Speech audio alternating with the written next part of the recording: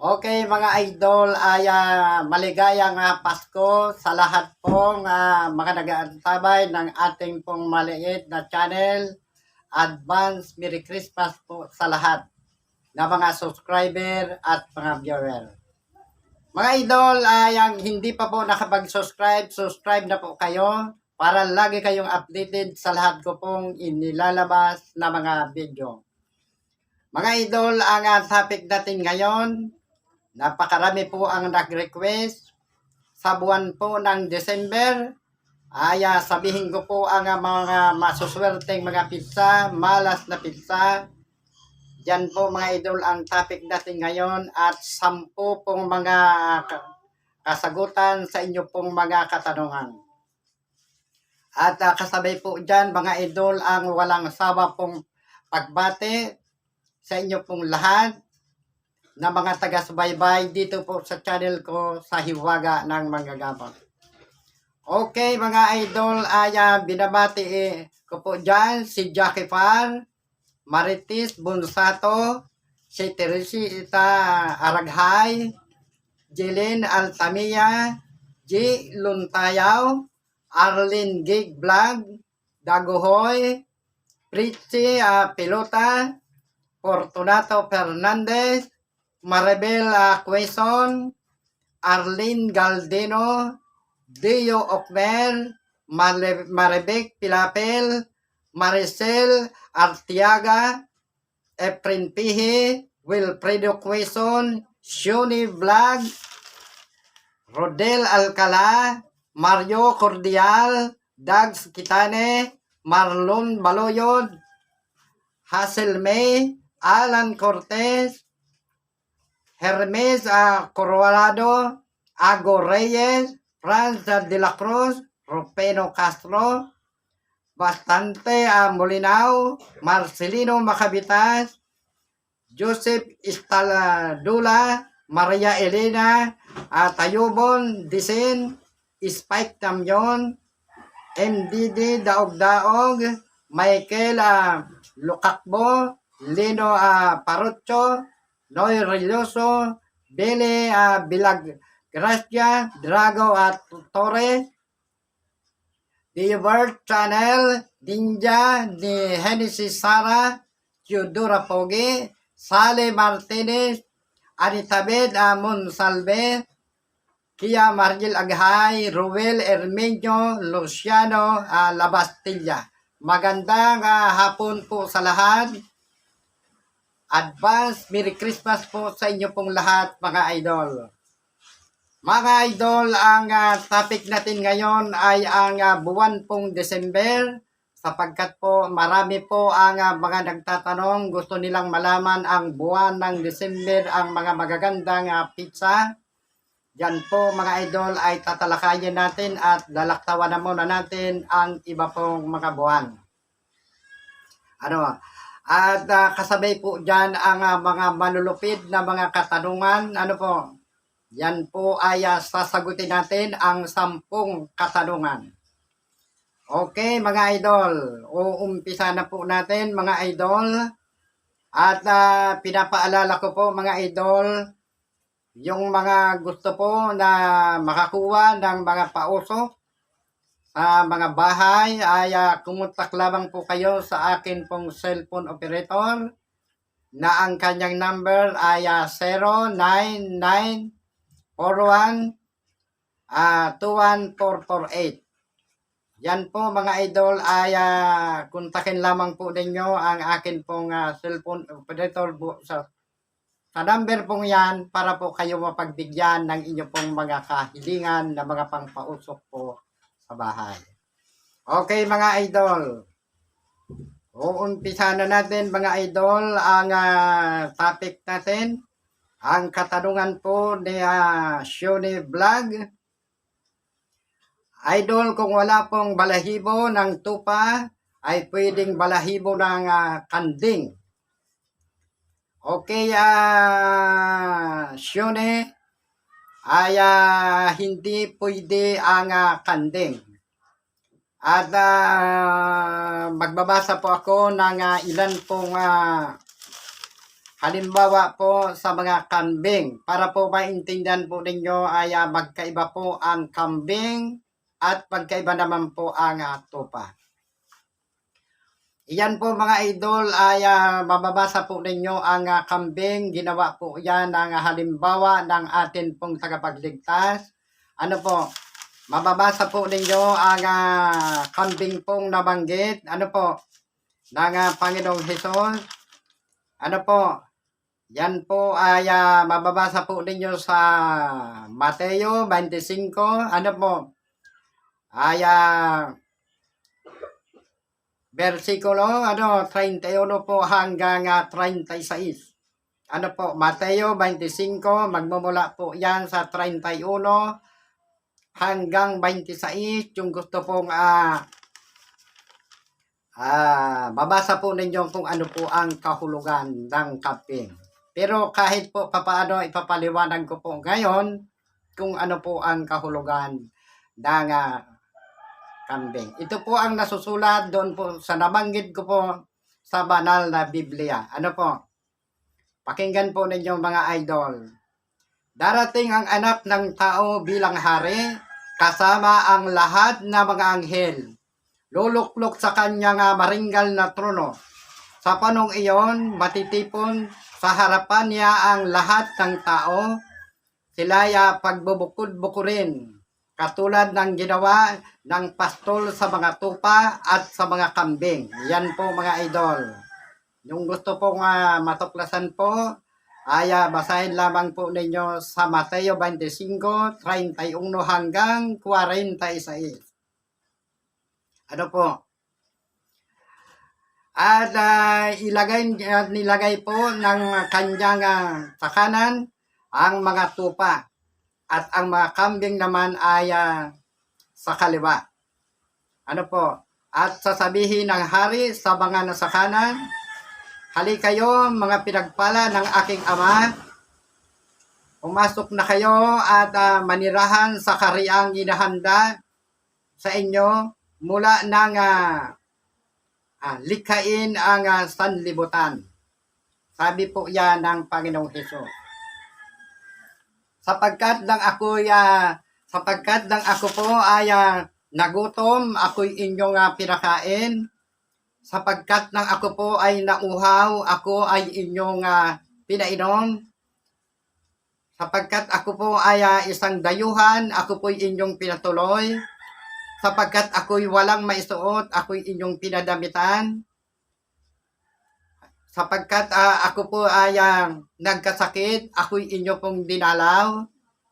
Sapagkat ako'y nabilanggo at ako po ay inyong pinuntahan. At nagsabi po ang mga matutuwid, Panginoon, kailan ka ba nagutom? Kailan ka ba nauhaw? Kailan ka ba walang damit? Kailan ka ba naging dayuhan? Kailan ka ba nagkasakit? Kailan ka ba nabilanggo? Ano po? Ang sagot ng ating Panginoong Hesus, ang ginawa ninyo sa pinakahamak na mga kapatid ko ay ginawa nyo na sa akin. Yan po mga idol ang isa po yan na halimbawa po doon po sa mga tupa. Wala po yan sa kanan. Ano po? At dito po sa kaliwa, sa banda pong kambing. At sasabihin niya naman sa kaliwa mga idol, ano po, lumayo kayo sa akin mga isinumpa. Kayo'y mapapasa apoy na di namamatay, na hinanda ng dyablo para sa kanyang kampon. Sapagkat lang ako ay nagutom, ako'y hindi ninyo pinakain. Sapagkat ako'y nauhaw, hindi ako ninyo pinainom. Ano po?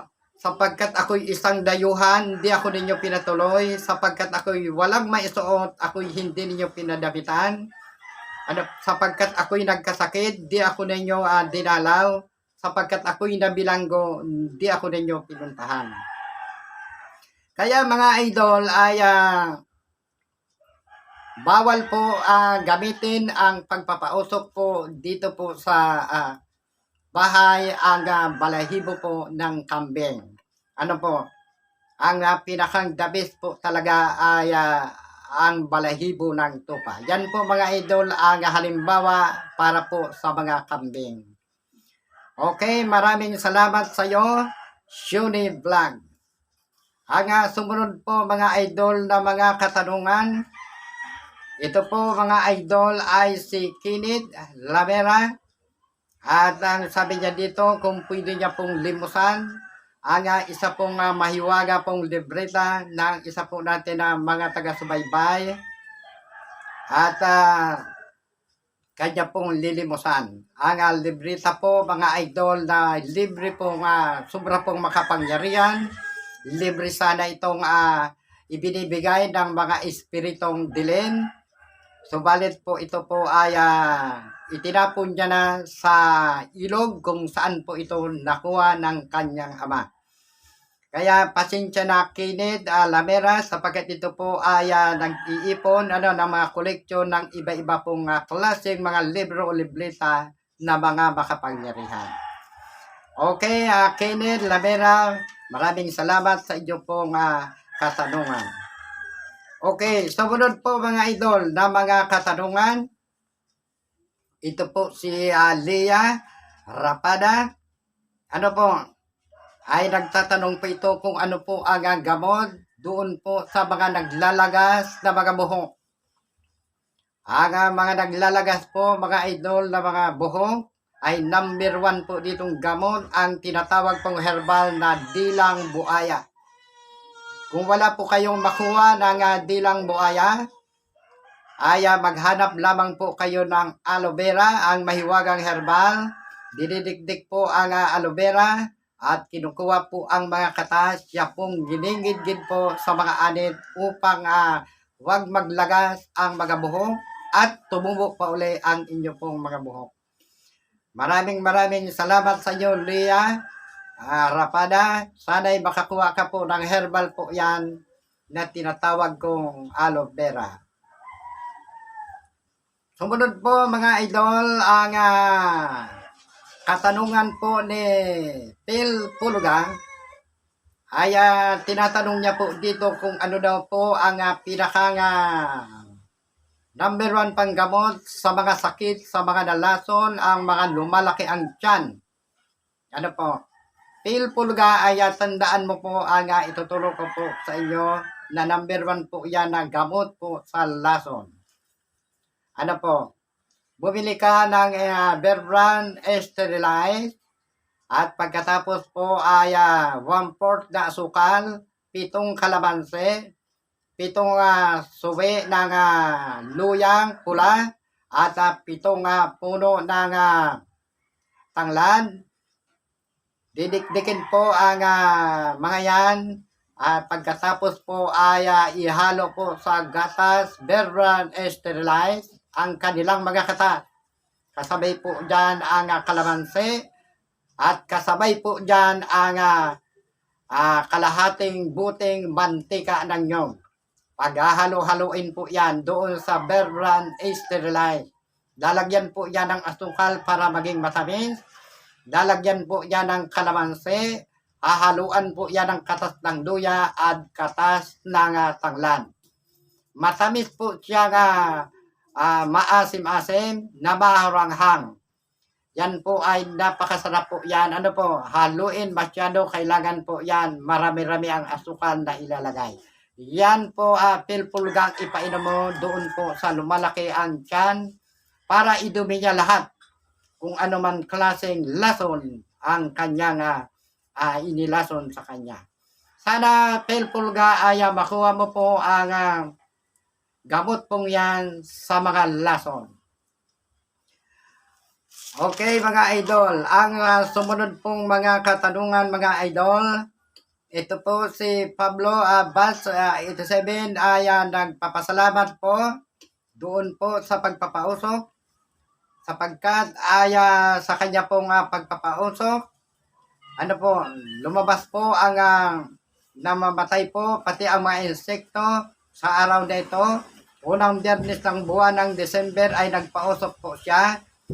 Ano po, at walang na 2 ikot pa lamang siya.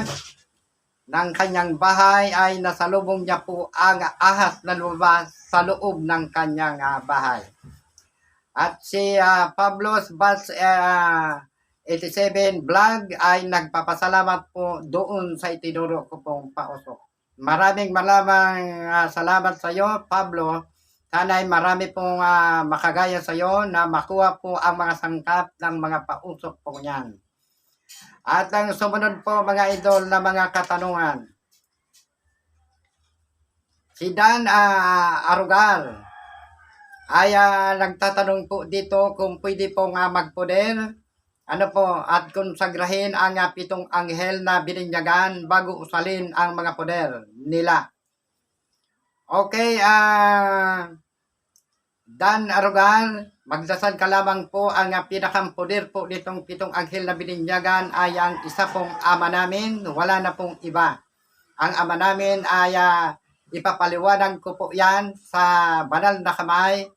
Ayan po ay tanong po yan ni Jerry Capiro at tinatanong niya po kung ano ang pangalan ng ama, ano po ang tinatawag na ama sa dasal, kung sino siya, kung ano ang pangalan niya. Yun po mga idol ay ipapakilala ko po yan sa inyo, ipapaliwanag ko sa inyo.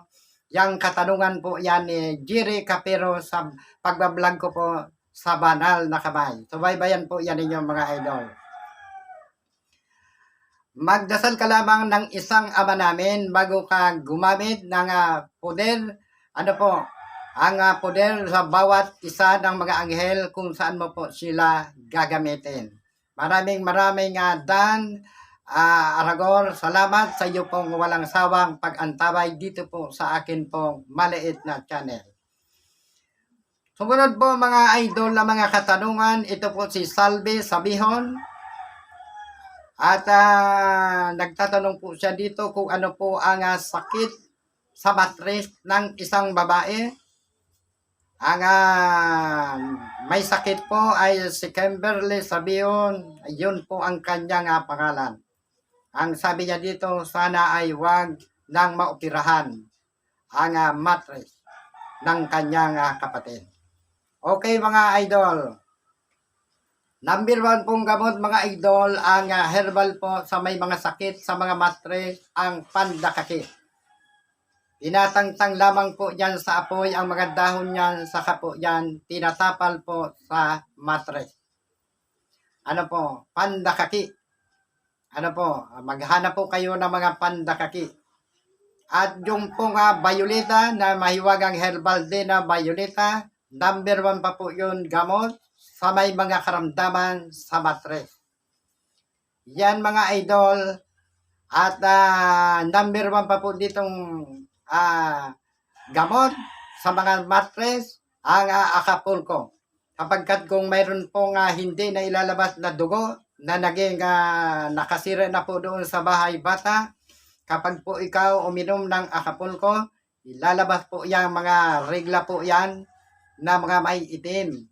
O kaya po ang number 1 po yan pang palabas sa automatic, yung may mga dugo pong mga itim, ay ang itinuturo ko pong suka na may arena. Pagkatapos po lalagyan po yon ng klaro ng itlog, halo-haluin po yun, mamasahin para pong sementong maging malapot na siya, at ilalagay po sa papel, saka po itatapal sa puson at sa balakang. Diyan pag tinapalan mo po yan, ay mga ilang oras lamang po ay lalabas po ang mga dugong mga may itim. Yan po mga idol ay marami na po ako niyang ginamot, lalo na po sa mga kadalagahan na nahihirapan pong magregla. Yan po ay number 1 na gamot sa may mga karamdaman sa matris, lalo na po kung hindi maayos ang pagregla. Salve Sabihon, sana makakuha ka ng mga herbal pong yan na akin pong sinabi. Maraming salamat sa iyo pong mga katanungan. Okay, mga idol. Ang katanungan po mga idol ni Rick Maala na isa rin pong manggagamot. Ano po? And tinatanong po dito ni Rick Maala kung wala pong bulaklak, wala pong awile, walang bulaklak sa ilalim ng lupa, walang balahibo ng tupa. Ano daw po ang pinakamagandang panggawin na pangpausok? Rick Maala ay marami pong nagpapausok ng insinso kamangyan. Subalit dyan Rick Maala ay mahina ang kapangyarihan po niyan. At dyan po mga idol ang pinakang the best na mga pangpausok sapagkat pati mga daga, mga ipis, pati mga ahas nagtatakbuhan. Yan po ay number 1 po yan na pampausok. Sa loob po ng bahay, ang mga masamang espiritu ay naglalabasan. Sana Rick Maala ay kung wala ka dyan, pwede ka tumawag sa akin pong cellphone operator upang mapagbigyan ka ng mga pausok sa loob ng bahay. Okay. Sumunod po mga idol na mga katanungan. Ito po si Roldan Victoria. Nagtatanong po siya dito kung ano po ang pinakamahiwagang herbal sa appendix. At tinatanong po dito ni Roldan Victoria ang pinakamahiwagang herbal sa appendix. Okay. Roldan Victoria, tandaan po ninyo mga idol, ang dumi po ng kambing ay tinututong po yan. Ano po, bibiruhin mo, tututungin mo masyado ang tae ng kambing. Puro po yan damo ang kinatae ng kambing. At pagkatapos po yan, maging uling-uling na po siya, tubigan mo po ng kaunti, dasalan mo ng isang ama namin, at siya pong ipainom mo po doon po sa maya sakit na appendix. Alalahanin po ninyo mga idol, ang kambing ay kahit ano pong kinakain yan, tumatalon-talon yan kahit saan yan po mga idol, ay hindi po yan na-appendix. Number 1 pa po mga idol na mga gamot sa mga appendix, yun pong istakan po ng dumi ng manok. Ano po? Nililinisan po yun na masyado yung iniistaka ng dumi ng manok. Ano po? At pagkatapos din yun po ay tinututong din na masyado, at pag siya ay uling na, tutubigan po yon. At pagkatapos yun mga idol, siya rin pinapainom sa may mga appendix. Number 1 po yun mga idol na gamot sa mga appendix.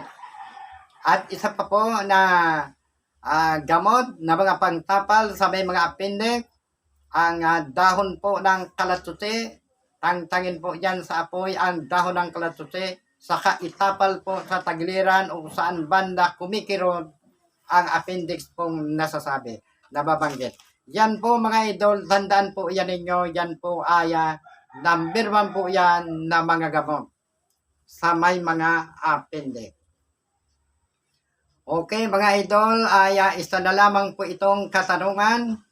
Bago po tayo pumasok po sa buwan ng December, ito po si Mike Adventure. Ano po mga idol?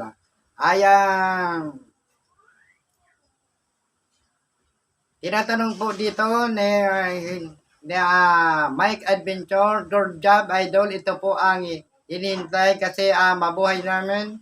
May mga elementong ibang tulad ng mga katulong namin, at ang kanila pong bahay, ang kanilang katulong ni Mike Adventure ay may nakikita, may naririnig na kung ano-ano po ang nagpapakita, ano po, sa kanya pong katulong. Ano po, nagtataka sila, sino daw ayon. Kaya ang kanila pong katulong ay para pong kinakabakabahan at lagi po siyang nakakaramdam ng hindi maayos sa kanila pong bahay. Okay, Mike Adventure, marami po mga idol ang mga masamang espiritong pumapasok sa inyo pong bahay. Dapat po yan, Mike Adventure, ay pausukan mo po ng isa pong mga banal na mga tupa, yung mga sangka po, para po ang masamang espiritu po niyan ay umalis dyan sa inyo po sa loob ng bahay. Maraming salamat, Mike Adventure. Maraming salamat sa mga nag-comment. Advance Merry Christmas sa inyo pong lahat.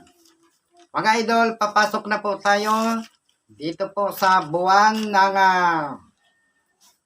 December. Kaya po mga idol ay sana po maunawaan po ng lahat ng mga nakakarami ang mga pausok po mga idol ay dapat po yan ay maunawaan po ng nakakarami. Bawal pong pausukan po dyan ang balahibo po ng kambing. Yun po ay sinampulan po na kayo ng mga balahibo. Ang balahibo ng kambing ay hindi po pwede sa pangpausok. Ito na po yun mga idol ang buwan ng December. Sa uno, magandang magtanim ng palay at mais. Yan po mga idol ay pizza uno po yan sa buwan po ng December. At sa pizza dos po ay magandang ipagpurga. Ano po, masama malumipat ng bahay. Ano po, yan po ay isa po yan na malas. Sa pizza dos po yan ng buwan po ng December. Medyo po hindi maganda ang araw po yan. Ang pizza po yan sa buwan ng December. Sumunod po mga idol ay masama din po maghawak ng mga talim. Ano po, sa pizza dos po ng December, sapagkat kung kayo ay masugatan, yan po ay makamandag. Madali po maglala ang sugat kapag kayo po ay nasugatan. Sa pizza dos po yan sa buwan ng December. At sa pizza 3 mga idol ay mga gandang magtayo ng bahay. Ipagawa ng anuman pong papakinabangan. Sa pizza 3 po yan ng December. At pizza 4 hanggang pizza 5, yan po mga idol ay masoswerteng araw.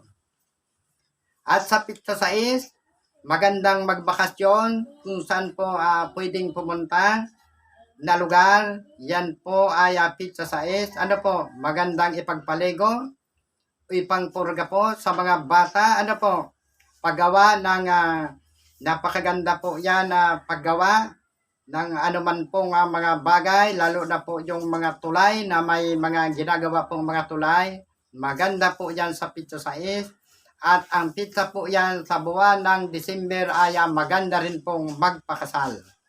Ano po? Subalit ay masama pong mangutang ng pera sa pizza po yan. Sapagkat kung mangutang po kayo sa pizza 6, yan po mga idol ay magkakaroon kayo ng problema. Ang inutang pong ninyo ay mamroblema kayo sapagkat hindi nyo po mababayaran dali-dali. Yan po mga idol, sa pizza 6 po yan sa buwan ng December. Sumunod po mga idol ang pizza 7 hanggang 8. Yan po mga idol ay medyo po maalat, hindi po maayos ang inyo pong mga transaction po dito sa pizza pong ito, 7 hanggang 8. Yan po ay medyo may kabigatan ang inyo pong mga lakad, ay medyo po may mga kamalasan. Yan pong mga pizza yan. Subalit mga idol, ang pizza 9, pizza 10 hanggang pizza 11, yan po mga idol ay maswerte pong mga araw. Yang 3 araw po yan na sunod-sunod sa buwan po yan ng December. Subalit mga idol, pagtungtong ng pizza 12, yan po ay medyo alating ka na naman at hindi po maganda ang takbo ng inyo pong mga transaction o mga pupuntahan. At tutungtong po mga idol sa pizza 13 sa buwan po ng December. Yan po mga idol ay magandang araw ang pizza 13 sa buwan ng December.